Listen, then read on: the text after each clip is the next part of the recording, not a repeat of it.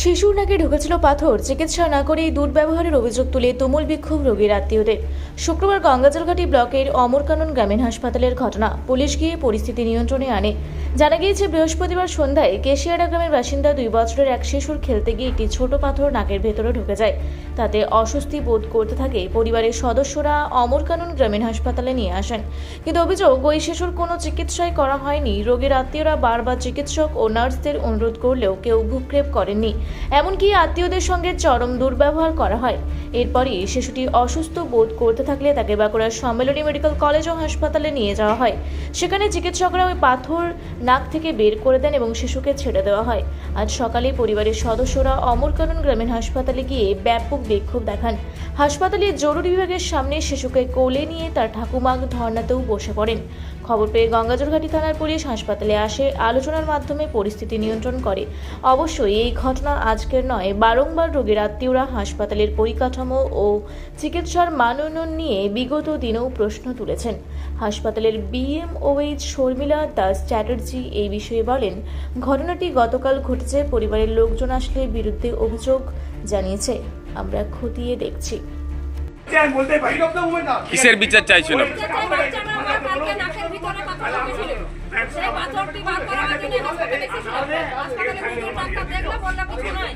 আমরা বললাম দেখুন কি আছে, তা এমন কি বললো নাই যে চলে যান বা বাঁকুড়া, আমরা কিছু বুঝতে পারছি না, বা কোনো কাগজপত্র কিছু করে দিল না, বলে কিছু নাই করে আমরা ডাক্তারবাবু বলেছেন যখন কিছু না আমরা বাড়ি নিয়ে গেছি, কিন্তু বাচ্চারা কিন্তু বলেছে আমার নাকে যদি পাথর আছে।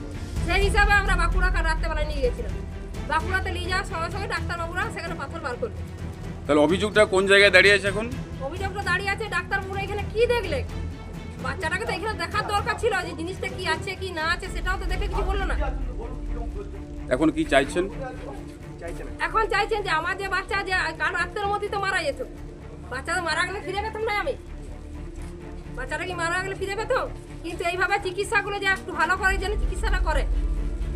প্রতি বাচ্চাই তো এরকম মারা মনে করবে যে আমার বাচ্চারা ডাক্তার বলে দিয়েছে যে ঠিকই আছে, তাহলে বাচ্চারা দিকে নিয়ে চলে যেত ঘুরে, এইভাবেই তো বাচ্চা তো ঘরে মারা যাবে এইভাবেই। নার্সের ব্যবহার কেমন পেলেন? নার্সের ব্যবহার কিন্তু ভালো নয় এখানে, এই তো উচ্চ ভাষা। এই এমার্জেন্সি গেটের সামনে আপনি ধর্নায় বসলেন হঠাৎ করে, BMH এর সঙ্গে কথা হয়েছে আপনার? না, হয়নি। কথা বলার চেষ্টা করবেন না একবার? চেষ্টা করবো, বসে আছি এই জন্যই। কোথায় বাড়ি আপনার? আমার বাড়ি আমার নাম মিঠু সিংহ।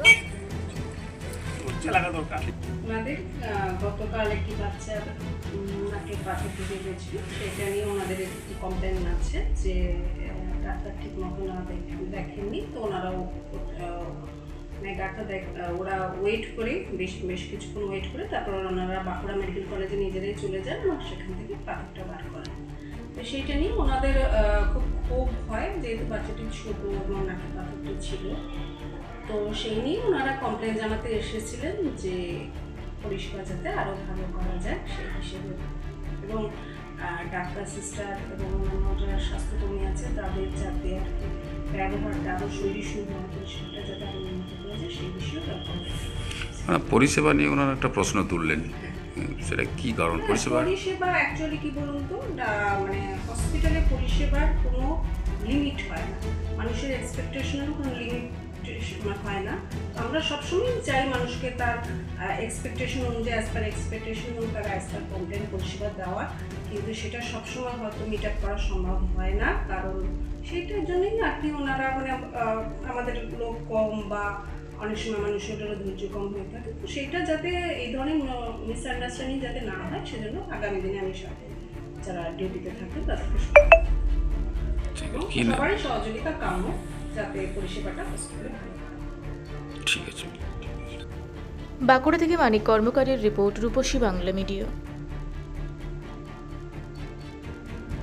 আপনারা দেখছেন রূপসী বাংলা মিডিয়া। এখন একটা ছোট্ট বিরতি, ফিরে আসছি বিরতির পর। পুরুলিয়ায় পাত্রপাত্রী যোগাযোগের একমাত্র বিশ্বস্ত প্রতিষ্ঠান বিবাহ পরিচয়। আপনার মনের মতো জীবনসঙ্গী খুঁজতে পাশে রয়েছে বিবাহ পরিচয়। তাই আর দেরি না করে আজই যোগাযোগ করুন বিবাহ পরিচয়। Municipality commercial complex, 2nd floor, Chaibasa road, opposite PWD office, Purulia. Mobile নম্বর 9232440272। ফিরে এলাম বিরতির পর। আপনারা দেখছেন রূপসী বাংলা মিডিয়া।